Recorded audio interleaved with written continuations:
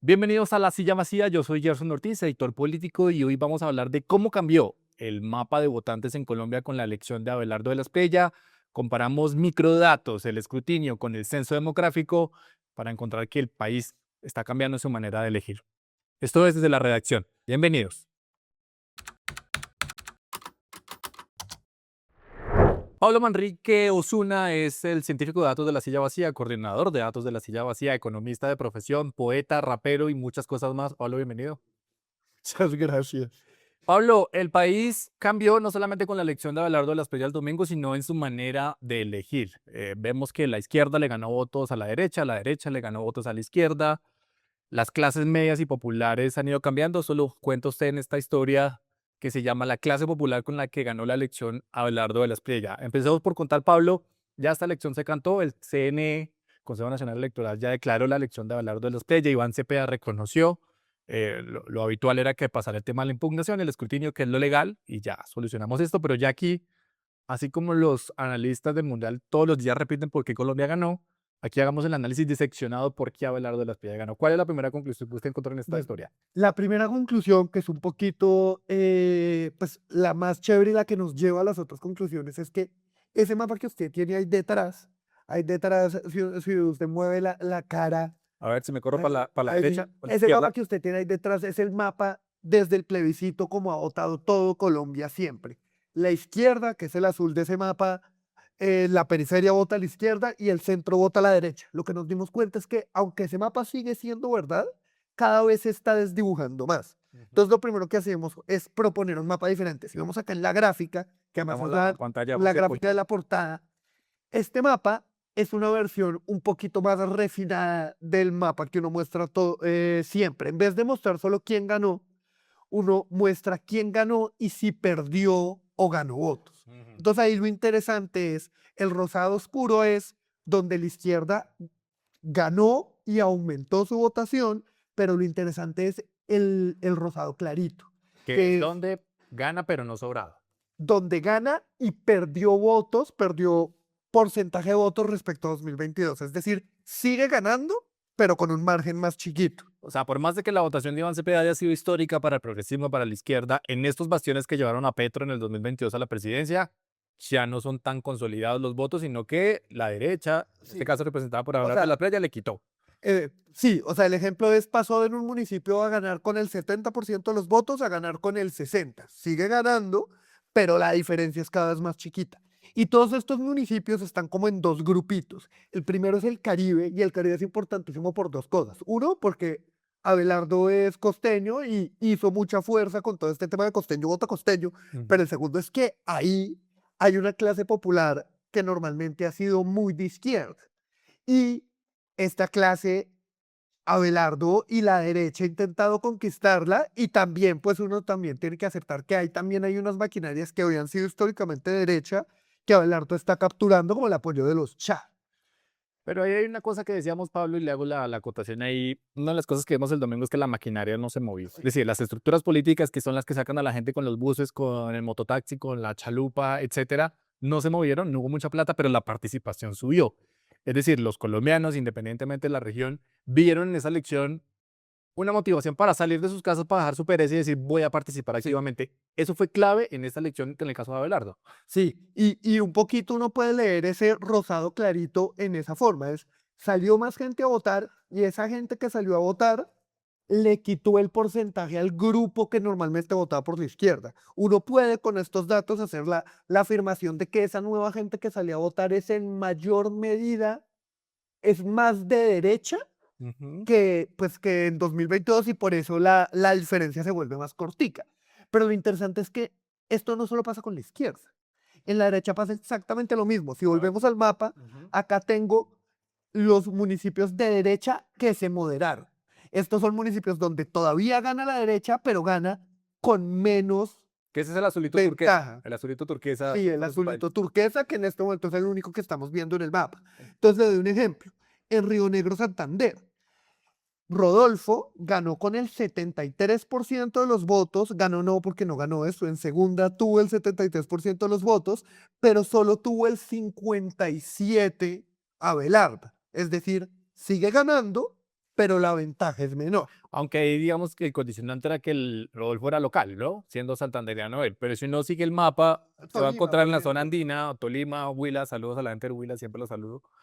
Entonces el Tolima, que es su tierrita, miremos el Chaparral. En Chaparral, eh, eh, o miremos otro, perdón, Sí, Tolima, acá. Huila, que son siempre bastiones Sí, conservadores. Tolima. Por ejemplo, Carmen de Apicalá pasó de tener el 48% de los votos a tener el 36%. Sigue teniendo más de los que tenía Cepeda, pero la diferencia es menor.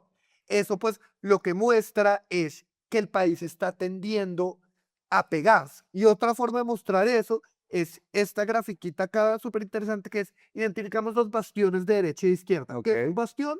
Es un municipio que en 2022 la derecha y la izquierda tuvo más de él 75% de los Donde votos, ganó 4-1, pues por donde decirlo ganó así. 4-1. Ujú. Y lo que nos damos cuenta es que la ventaja en esos bastiones bajó.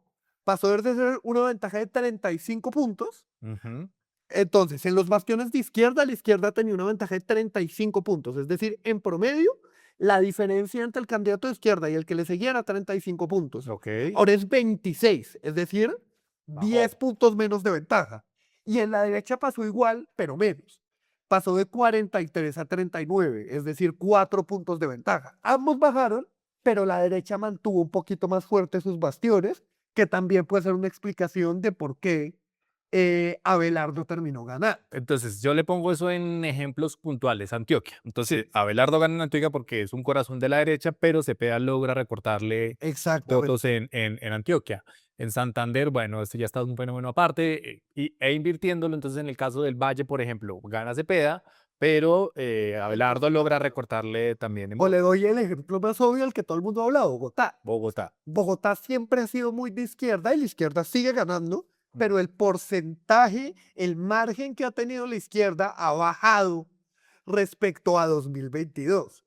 Y lo que vemos es que es una tendencia. No es solo Bogotá, no solo es Cali, no solo es Medellín. En general, casi todo el país se está moviendo. De todos los municipios de Colombia, el 66% se Ujú. acercaron a ese 50 que usted lo llamaba el yin yang. Es ahora, dentro de los negros hay punticos blancos y dentro de los blancos hay punticos negros. Y eso nos muestra que esta división periférica del mapa cada vez se vuelve, en vez de estar juntos, pero no revueltos. Ahora sí estamos revueltos. Seguimos divididos a la mitad, Sí. pero ya no es tanto regionalmente. Habría que analizar una variable, Pablo, creo yo, y es el tema de los jóvenes. Claro. ¿Qué tanta incidencia? Es decir, si uno notaba, por ejemplo, la campaña de Cepeda sobre el remate, era un tema de mucho joven, ¿no? Sí. De los Sweetie, de los K-popers, de los jóvenes que organizaban concursos, etcétera. Pero el otro lado también está el tema generacional de la derecha, que es un poco más adulta, más mayor, que tuvo participación. Eso lo podemos medir por ahora. Tenemos claro Sí. más o menos el tema de los jóvenes, el tema poblacional. Sí, entonces ahí es una cosa que hicimos que acá, pues al César lo que es del César, nos copiamos de una metodología que usó en 2018 la Universidad de los Andes, que es, yo necesito saber quién es la gente de cada puesto. Ujú. Y pues claramente la registraduría no me dice quiénes son los de cada puesto. Está el de Hay unos sí, indicios con el tema de la IDIPOL y entonces entre las mesas 1, 2, 3 son los mayores y las mesas más grandes en número son los más jóvenes. son los más viejos. Es un estimativo. Pero hay puestos en general más viejos que Ujú. otros y para hacer ese estimativo toca hacer más cosas. Entonces lo que uno hace es, el censo de Colombia me dice por manzana, que es prácticamente por cuadra, Ujú. la demografía de cada cuadra. Sí. Entonces lo que yo puedo hacer es cojo un puesto y asumo que es un supuesto, pero es un supuesto que en Colombia no es tan raro, es que la gente vota en el puesto más cercano a donde vive. Es lo lógico, ¿no? Es lo lógico, no El siempre pasa. empadronamiento, lo que se llama Sí, técnicamente. entonces, asumiendo el empadronamiento, yo lo que hago es que digo que el puesto tiene la demografía de la manzana en la que esté en el puesto. Ujú. Y como yo tengo en el censo la demografía, puedo ver en promedio cómo votan la gente por estrato, cómo vota la gente por edad, cómo vota la gente por nivel de educación. Y ahí, con todo este cuento de que el país ya no está dividido tanto regionalmente, lo que hicimos fue hacernos la pregunta, entonces, ¿qué divide al país? ¿Sí? Y además del hecho de si a la gente le gusta el chocorramo o no, que es el hecho más decisivo en el país, Puede ser una pregunta de referendo, de hecho, sí, a futuro. pero Otras cosas que dividen el país nos dimos cuenta que es los estratos, las edades y el nivel educativo. ¿Cómo cruzó usted los datos del escrutinio, de las mesas, de las 114.000 mesas, de los 11.000 puestos de votación versus el centro demográfico del DANE? ¿Qué encontramos ahí? Profundicemos Entonces, más ahí. en vez de simplemente hacerlo solo por edad o solo por estrato, metemos a la gente en grupitos que se parecen. Usamos una cosa en estadística que no lo voy a aburrir con la explicación, pero es una cosa que se llama clustering jerárquico, que lo que hago es que agrupo mesas que se parecen y los datos me dicen en qué se parecen. Se perfilan los perfi- grupos de votación, es- básicamente. perfilamiento a veces tiene una connotación no tan chévere, pero sí, perfilamos a los votantes. El perfilamiento demográfico y electoral. Suena Sí. muy bonito. Y encontramos 7 grupos. Entonces, los grupos voy a decirlos rápidamente. Acá pueden mirar en la pantalla la tabla de cómo se ven. Entonces, el primer grupo son Pacífico rural pobre de izquierda dura. Es gente que queda en el Pacífico. Su edad promedio es 30 años. Su estrato promedio es 1. La mayoría no tiene educación superior y la mitad son rurales.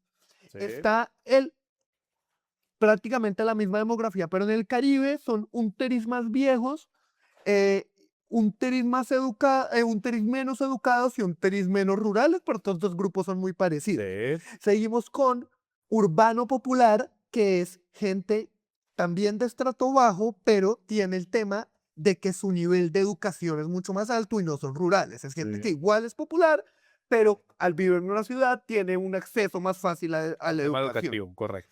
Están dos clases medias, que ahorita vamos a hablar de lo interesante que hay dos clases medias. Está la clase media baja y la clase media alta.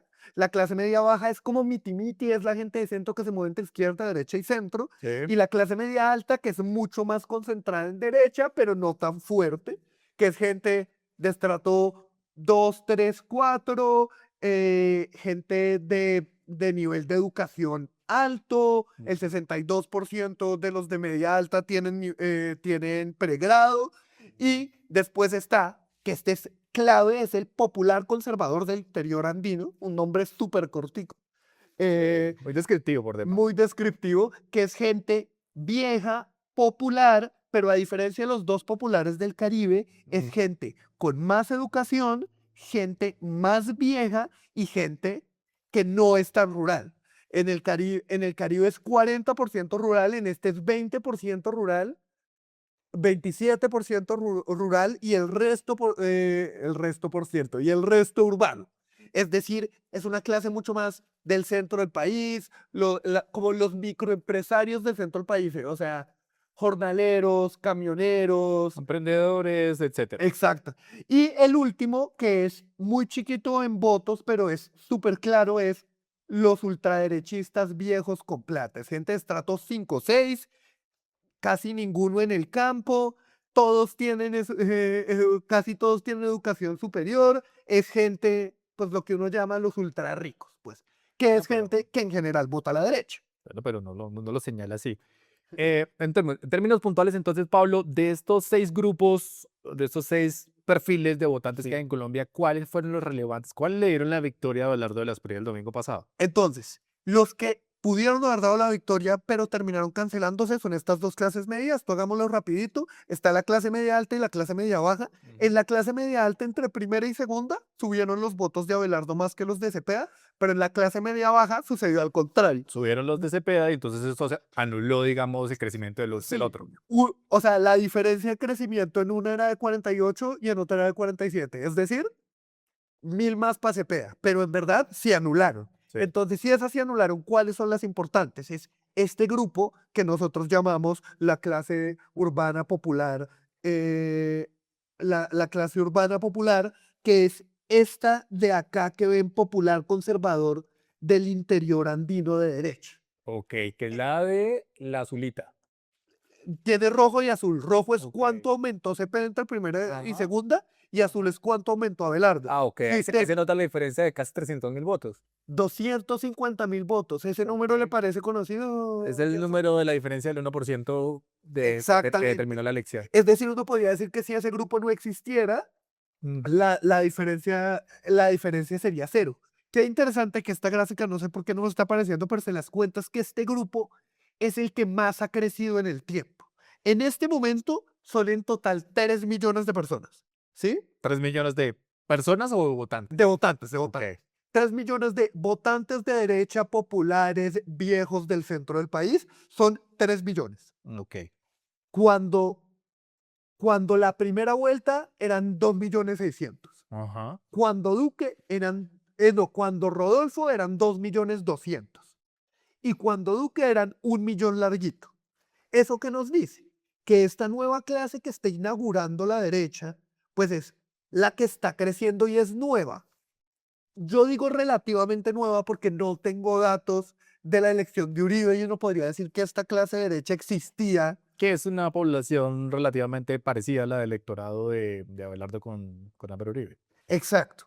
Pero ese es el grupo clave porque es un grupo que nosotros en la nota decimos inauguraron Rodolfo y Abelardo. Era un grupo que antes no importaba para mover elecciones y cada vez se moviliza más. Y es como la piedrita que puso Abelardo de la gente, de Rodolfo, de la gente que le gusta la derecha outsider y que Abelardo capitalizó un montón porque además quita la población objetivo de la izquierda, que es la gente popular. Y que es una derecha, pues si le queremos decir así, o es una población, o es un perfil de votante, para que suene más tranquilo la cosa, que se interesó más por la política. Sí, Es decir, y que Abelardo le logró llegar vía redes, vía discurso antipolítica, vía discurso, lo que usted decía que me parece relevante, que son como emprendedores, como pequeños empresarios, que tal vez ven en la oportunidad de Abelardo la manera de crecer. y también es gente a la que le da muy duro la seguridad y los temas de extorsión. Y uno ve que entre primera y segunda, que fue este aumento, fue cuando Abelardo salía a decir la extorsión, vamos a luchar contra la extorsión, esto, y fue exactamente estos lugares, es más, cerró en Buga. Eh, Buga. ¿En cerró, Buga Valle? ¿qué? ¿Que ganó en Buga Valle? No, cerró en Buga Ah, cerró en Buga, claro. Claro. buscando esta El voto población, milagro, además, el voto. que lo logra con su apuesta de país del año. Claro. Y este es la población a la que claramente él le metió fuerza y sacó a votar, que es gente que normalmente no se interesaba por la política, que es, pues, lo que vemos en estos datos, la que fue determinante. Sin esa gente la diferencia hubiera sido muy poquita.